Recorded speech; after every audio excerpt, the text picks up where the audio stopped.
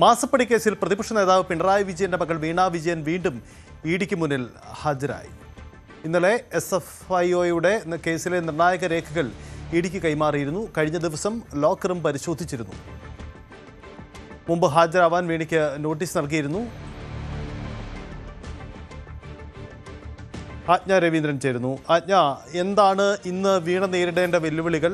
കൂടുതൽ തെളിവുകൾ, കൂടുതൽ രേഖകൾ ശേഖരിച്ച ശേഷമാണല്ലോ EDയുടെ ചോദ്യം ചെയ്യൽ. സജിത്ത്, ഇന്നലെയാണ് SFIOയുടെ കയ്യിൽ നിന്നുള്ള 134 പേജുള്ള രേഖകൾ ഇഡിക്ക് ലഭിച്ചത്. അതിനുശേഷമാണ് നേരത്തെ 29-ാം തീയതി വീണ ഹാജരാകുമെന്നാണ് അറിയിച്ചിരുന്നത്.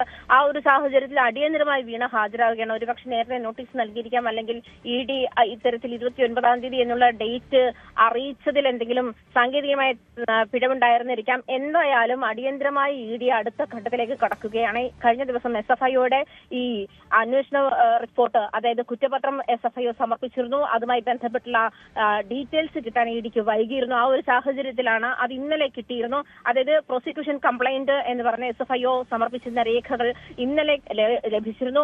134 പേജുള്ള രേഖകളാണ്.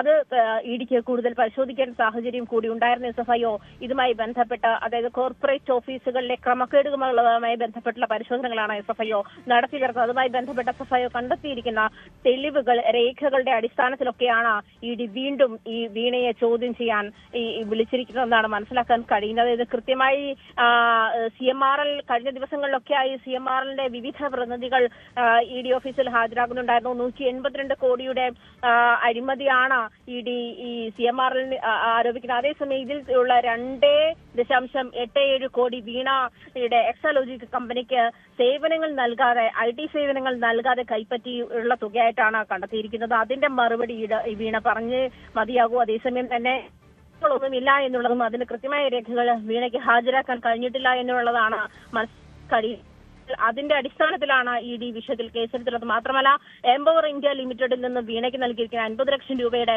ലോൺ, അത് തിരിച്ചടവ് നൽകിയിട്ടില്ല. അത് പലിശ അടക്കം അതിന് ലാഗ് വന്നിരുന്ന സാഹചര്യം, ഇത്രയധികം തുകയുടെ ലാഗ് നിൽക്കുന്ന സാഹചര്യത്തിലും അത് വീണ്ടും 50 ലക്ഷം രൂപയുടെ ലോൺ അനുവദിച്ച സാഹചര്യം, ഇത്തരം കാര്യങ്ങളൊക്കെ കള്ളപ്പണ ഇടപാടുമായി ബന്ധപ്പെട്ട് തന്നെ SFIO രേഖകൾ അടക്കം EDയുടെ കൈവശമുണ്ട്. വീണ വിജയൻ വീണ്ടും ചോദ്യം മുന്നേ.